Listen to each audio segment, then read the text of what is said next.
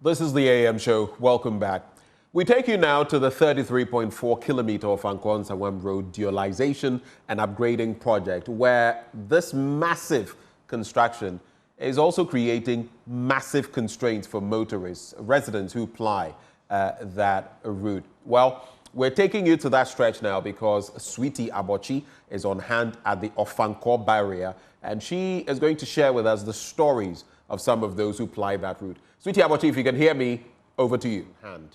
The road, and I want to show you, if my cameraman will follow me, I want to show you what is really causing the traffic. You can see that there are small stretches of untarred road in between the tarred roads, and right here, I mean, this is a clear demonstration of why the traffic situation here gets really bad. So when cars are coming off from the completed or the constructed tarred roads, they have to take their time and get onto the untarred road and then back onto tarred roads, and it has pockets. These are it is all over from here all the way to Pokwasi. We see small stretches or disconnections between tarred roads and untarred roads, and so the tipping point is where the danger is. If you don't take time, you might just get in danger.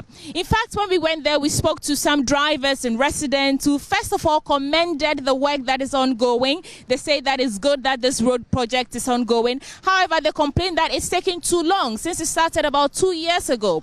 There's also the concern about the dusty nature of the road because of the health implications that it poses to both pedestrians, residents, and motorists. We also spoke to some drivers who said, aside the tipping point which causes the traffic, the vehicular traffic, the untarred roads causes so much damage to their shocks, their springs, their cars, I mean.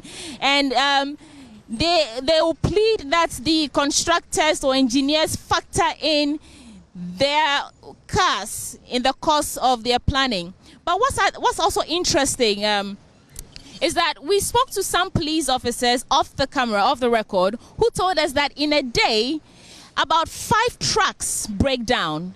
I mean, of course, these trucks have their own problems, but a contributing factor to the increase in number of trucks that break down on a daily basis is also because of the nature of the road.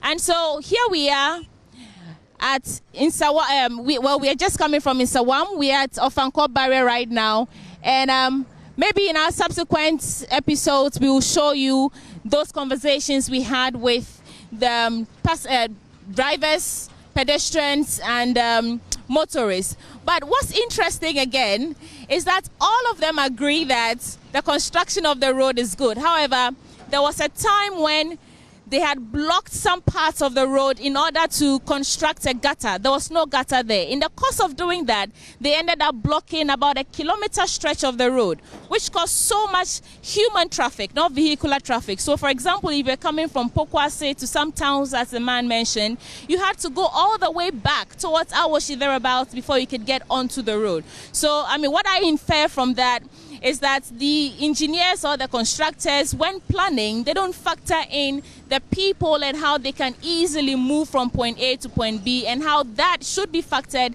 in the way they go ahead to construct the roads. We spoke to one driver or so, and who told us that he thinks, in his own knowledge or wisdom or expertise, that they should have at least completed one complete stretch of the road, one side of the road, before moving on to the other. What they've done is to construct small stretches, sometimes big stretches of road, but it is not well connected. So as you can see, these cars coming down here are coming from a tarred road onto an untarred road and back onto a tarred road, and that makes it very dangerous, and that is the cause of the traffic. But we did see that construction is ongoing. The engineers and contractors and the foreman said they can't speak to us, they don't have clearance to speak to us, but we saw that they are working, and they say that hopefully by the end of this year they should reach some significant conclusion of some parts of the road. But to actually complete everything, they're looking at about 3-4 years. And so, well, that's what we have for you right now. And hopefully we'll be able to bring you those conversations about the people lamenting about how the traffic is slowing down their businesses, they are unable to sleep because they have to wake up early in order to avoid the traffic situation.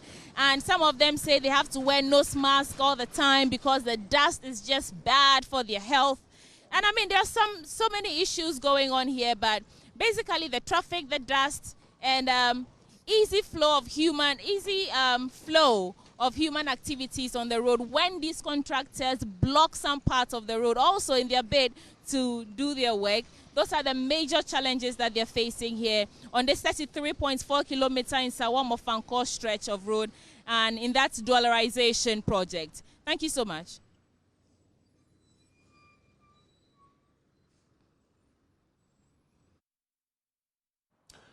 Well, that is the stretch, bringing you live visuals from there.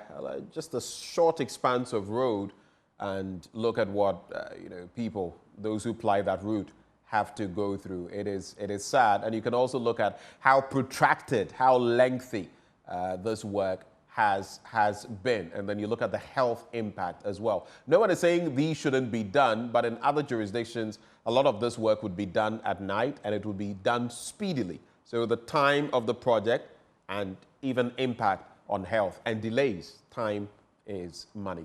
Well, that's what we have for you as far as this is concerned. We'll be back after the break with more action. Do stay.